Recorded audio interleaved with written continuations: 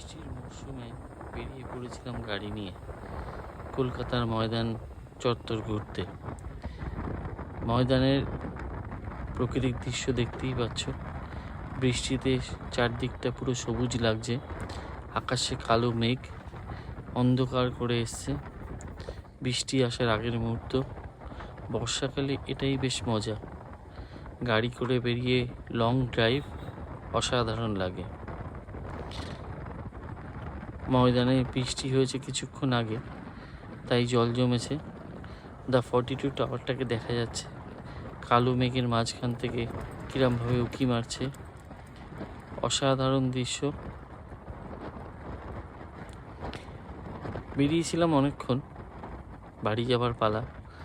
ঘুরতে ঘুরতে অনেকক্ষণ হয়ে গেল, এবার ঘরে ফিরব। বিকেল ঠিক 5টা নাগাদ অন্ধকার করে আসলো মেঘ করে চারদিকে। তারপর শুরু হলো ঝমঝমিয়ে বৃষ্টি। তাই বিকেলের শুভেচ্ছা সবাইকে বলে শেষ করছি। ভালো থেকো, ভালো রেখো।